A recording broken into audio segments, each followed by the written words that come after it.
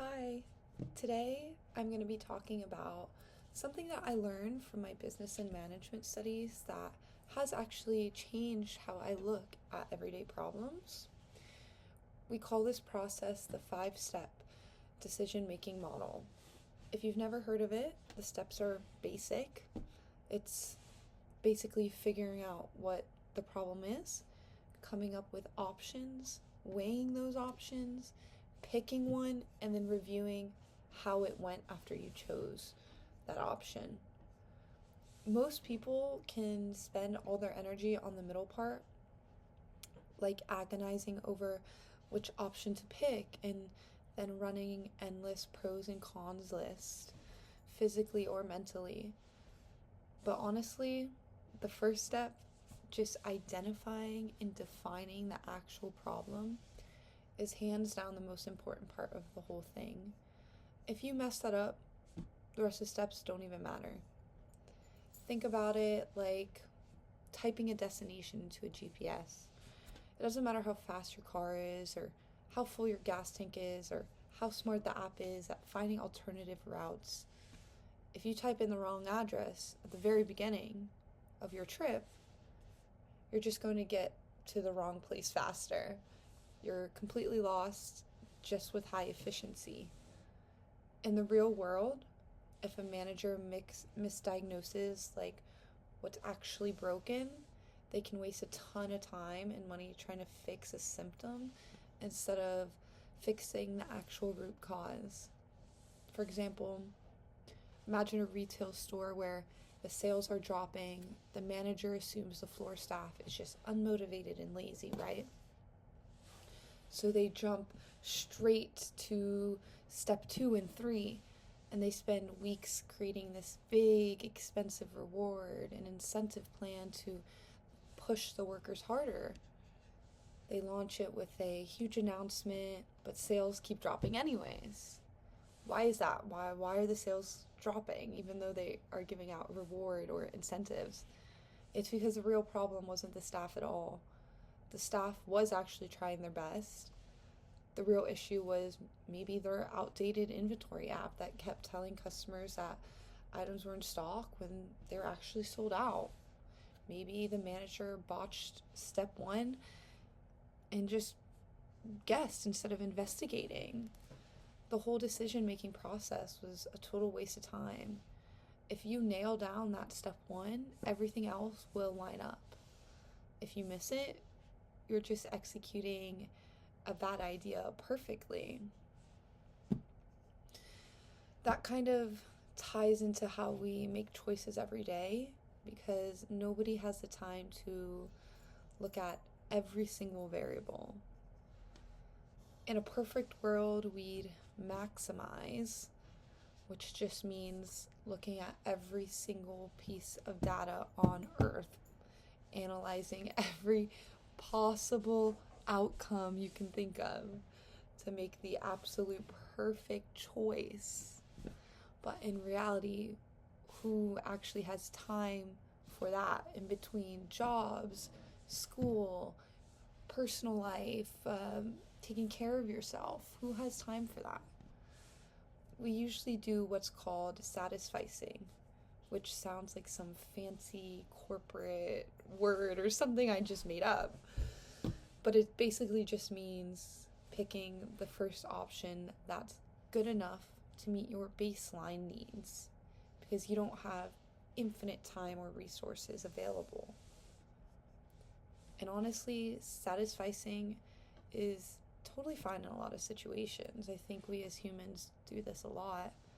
In fact, it's usually the quickest, smartest move.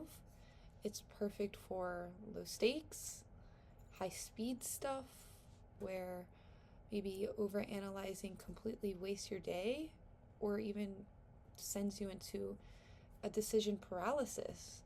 There's so many decisions that you just kind of freeze and don't make one at all. For example, if a manager needs to buy, some sticky notes or dry erase markers or just general supplies for the office, they just need them to work. They don't need a 10-page market analysis on which marketing formula is better. Or if you're trying to reschedule a quick weekly check-in meeting because of a couple of people who are out, you don't need like the absolute perfect time slot. You just need a slot where everyone is free so you can lock it in and move on. This can even go for a basic job like stocking shelves at a grocery store. Let's say a big rush of customers are coming. You just get the products out neatly and quickly so people can buy them. You don't need to be so methodical about it.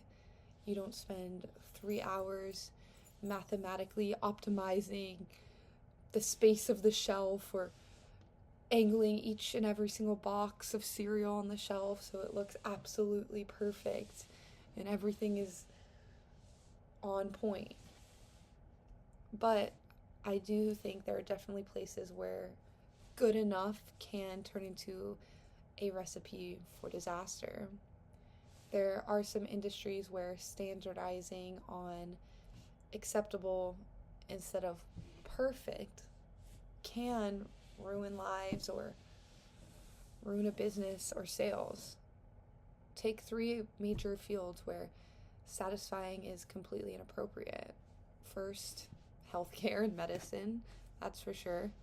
If a lab analyst or medical assistant is running blood tests or checking certain medication dosages, they can't just satisfy or accept, well, this is good enough.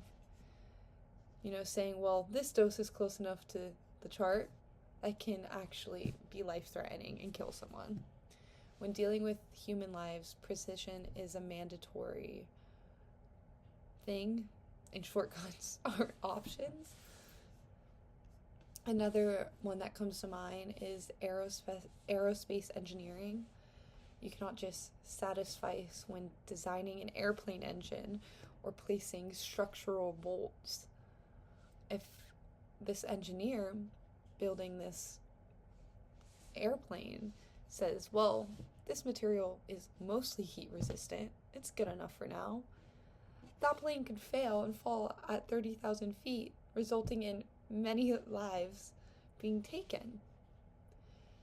So that's another one where you can't just say, well, this is good enough. It needs to be exact.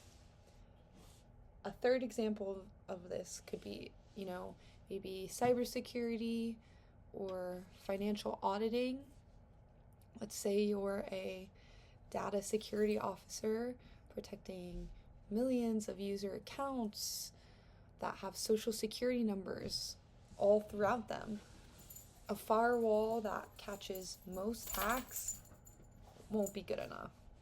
Even leaving like a tiny 2% gap, for example, is just not acceptable, because maximizing security takes too much effort and can invite a massive corporate data breach that could ruin a company overnight. Now let's talk about something else. Go away from these examples and let's talk about 2 words that people constantly mix up and use interchangeably. Creativity and innovation, very similar. They sound like the exact same thing when you hear them in commercials or tech keynotes, but they're actually 2 completely different parts of a chain reaction. The way I see it, creativity is the mental process. It's the ability to generate a unique or unusual or abstract idea. It's just that spark inside your head, the raw imagination that we all have experienced at some point in our life. Innovation, on the other hand, is the actual execution of that idea. It's taking that little spark out of your head, that little light bulb out of your head, and turning it into a real tangible product, service even, or maybe some workflow that changes how things are done, and it can add real measurable value to people's lives. So, people always debate, can you innovate without creativity? And can you be creative without innovating? Personally, I don't think you can ever truly innovate without creativity. You do need that spark in your brain. You do need that little light bulb to even conceive or get a start on what exactly you want to innovate. But you can absolutely be creative without ever innovating, without that spark or little light bulb ever actually leaving your mind or being seen on paper or being seen physically in the real world. That little spark can stay inside your brain. Think about it. Every single innovation, no matter how small, requires some kind of original seed where this idea originally came from. Even if you're just making a small incremental update to a software program, or maybe even tweaking a hotel's front desk check-in process to make it 5 minutes faster, that change requires someone to look at their current reality and spot maybe a flaw and imagine a different way of doing things. That act of imagination is creativity, even if it's subtle and it's not a masterpiece painting. It's not this giant idea that you just got to get out. You're itching to get it out. You're going on Shark Tank with it. It doesn't have to be any of that. Without that spark, though, you're just kind of repeating the same manual process over and over, which is just standard operations and not innovation, in my opinion. But on the flip side, it's incredibly easy to be creative without innovating. People do it all the time. I do it all the time. I'm sure you do it all the time. You can sit in your room all day drawing wild doodles or futuristic clothing designs or brainstorming insane ideas for a new social media app or considering doing a backpacking trip around the world, imagining what that would be like, just being super creative. We all do it. We all fantasize in our heads. But if those ideas just stay in our notebook, in our brains, or, something we never bring to life, they never cross the finish line, they don't change anything in the real world. Creativity is the abstract thought, Innovation is the actual hard work, physical work, that then gets shipped out into the real world to be used. Now, finally, let's put this into a real managerial scenario. Imagine you're a manager and you're down to the final 2 candidates for a critical role. Candidate A has massive, off-the-charts creative potential, but actually has 0 world experience practicing it or working in a corporate structure. Candidate B has tons of actual practiced real world experience from an environment that demanded constant creative output, but maybe their raw potential that you see right in front of you seems a bit lower, or maybe they're a bit more rigid or stuck in their ways. Who do you hire? Which one of those do you hire? Honestly, there is no black or white answer. There isn't no right or wrong answer. It depends entirely on the organizational circumstances of the company at that exact moment in time. What does the company need at that exact moment in time? What is the personality that they're looking for? What traits does this candidate need to have to then fit in the team and better the team? For instance, I think I would choose candidate A, the raw and polished potential. If the company is a fast growing startup or going through a massive rebranding or trying to break into an entirely new disruptive market or go a different way, you have the potential to then shape this individual called candidate A. When an organization is going through a massive shift, old experience can turn into kind of a trap.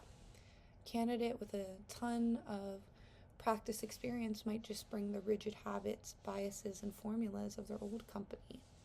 They'll constantly look at problems and say, well, at my last job, we always did it this way.